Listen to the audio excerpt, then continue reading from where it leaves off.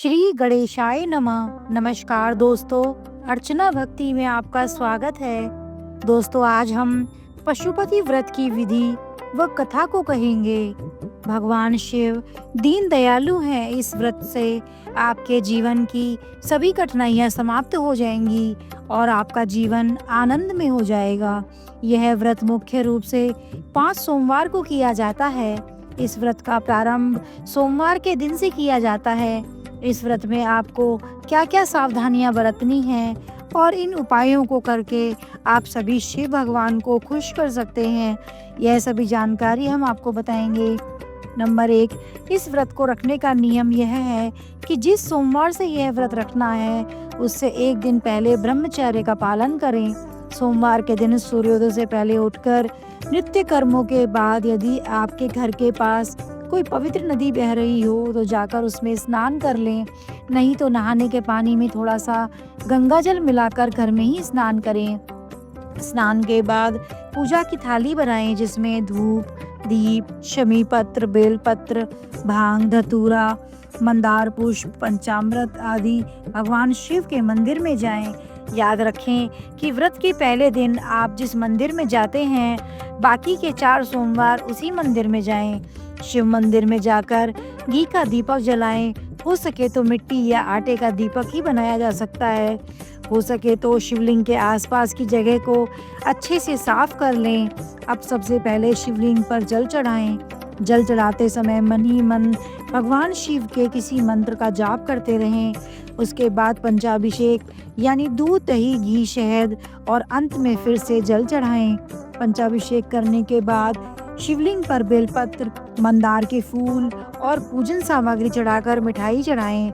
ध्यान रहे कि शिवलिंग से हमेशा धूप, दीप आदि कुछ दूरी पर रखना चाहिए। देखा गया है कि भक्त अक्सर शिवलिंग पर ही अगरबत्ती आदि धूप लगाते हैं, जो सर्वथा अनुचित है। इसके बाद घर आकर फलाहार करें। शाम को दोबारा मंदिर जाएं और 6 दीपक भी साथ ले जाएं। इनमें से 5 दीपक मंदिर में ही जला दें और आखिरी यानी छठा दीपक अपने साथ घर ले आएं। घर आकर इस दीपक को प्रवेश द्वार पर अपने दाहिने हाथ से यानी दरवाजे के दाहिनी तरफ जलाएं। जो मिठाई आप मंदिर ले गए थे उसे 3 भागों में बांट दें। 2 भाग मंदिर में ही भोग लगाएं और तीसरा भाग घर में लाकर भगवान शिव को अर्पित कर प्रसाद के रूप में ग्रहण करें। अब आप व्रत का पारण कर सकते हैं, लेकिन ध्यान रहे कि नमक का प्रयोग ना करें। यह क्रम लगातार 5 सोमवार तक करें। पशुपति व्रत 5वें सोमवार को मनाया जाता है।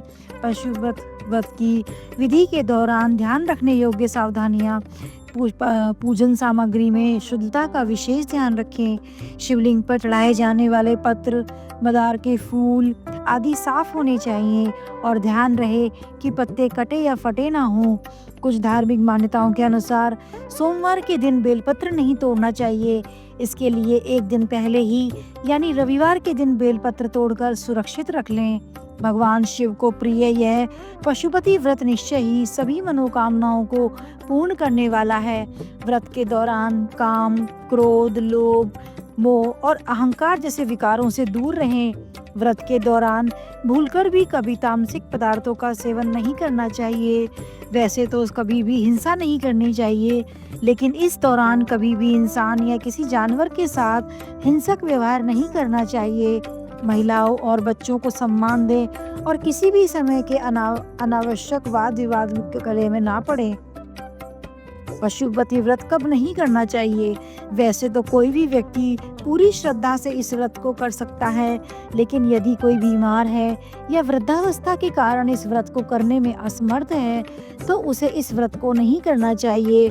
गर्भवती महिलाओं को यह व्रत नहीं करना चाहिए और मासिक धर्म के दौरान ऐसी महिलाएं अपने पति के न होने पर अपने पुत्र से पूजा का कार्य करवा सकती हैं। इसके लिए केवल पूजा विधि ही वर्जित है, अन्यथा ये व्रत भी रख सकते हैं।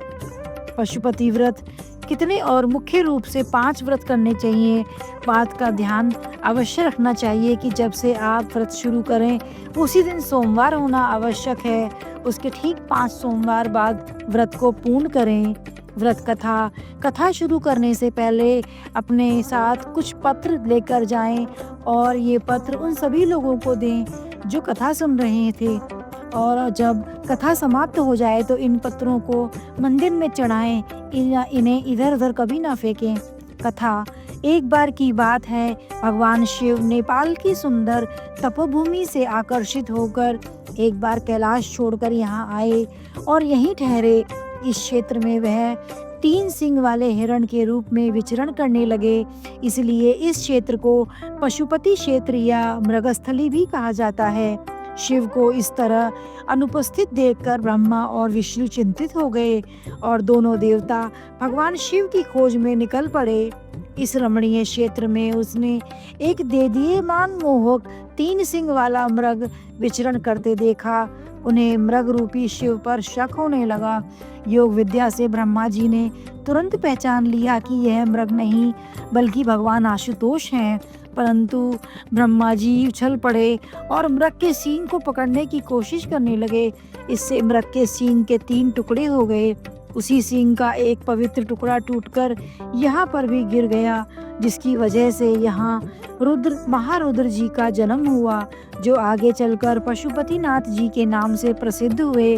भगवान शिव जी की इच्छा के अनुसार भगवान विष्णु ने भगवान शिव को मोक्ष देने के बाद नागमती के ऊंचे टीले पर एक लिंग स्थापित किया, जो पशुपति के रूप में प्रसिद्ध हुआ। हर हर महादेव।